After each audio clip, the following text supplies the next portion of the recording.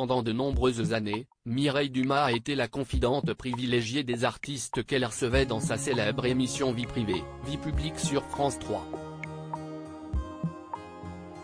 Dans l'intimité de son plateau de télévision, une confession l'a particulièrement ébranlée, celle de Jean-Louis Trintignant. Elle a été l'intervieweuse des stars pendant 11 ans. Dans l'émission Vie privée, Vie publique, Mireille Dumas a décortiqué les imprévus, les joies et les peines de ses invités. Des artistes que l'on a découverts sous un jour nouveau, en toute intimité. De son propre aveu, Mireille Dumas a toujours été curieuse de découvrir comment les célébrités se débrouillaient avec la vie. Et si elles ont été nombreuses à entrechoquer leur parcours avec le sien, une confidence en particulier a secoué la journaliste. Mireille Dumas: nous étions au même niveau mes invités et moi si est en 2003 que la journaliste reçoit Jean-Louis Trintignant. Au fil de la conversation, l'acteur finit par évoquer la terrible perte de sa fille survenue quelques mois auparavant. Il m'a confié avoir d'abord pensé au suicide, a souligné Mireille Dumas. Dévasté, anéanti, Jean-Louis Trintignant a précisé: la mort de Marie fut la plus grande souffrance de ma vie. Il était impossible d'imaginer un jour sans entendre sa voix, sans voir son sourire.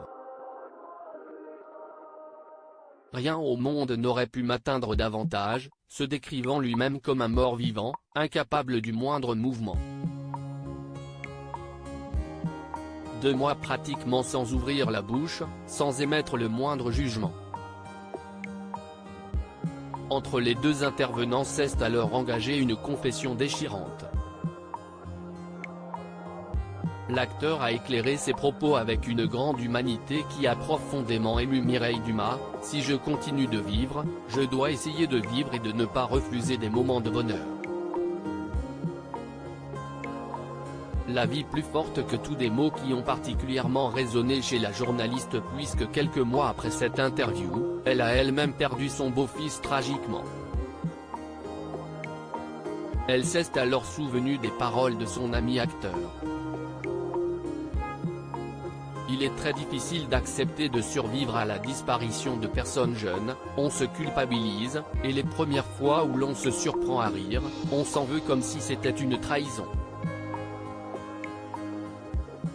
Heureusement, la vie est plus forte que tout, a-t-elle expliqué. Une conversation qui la marquera à vie et dont elle a tiré son credo tout au long de sa carrière: j'ai été dans l'échange, mes invités et moi nous apportions mutuellement quelque chose.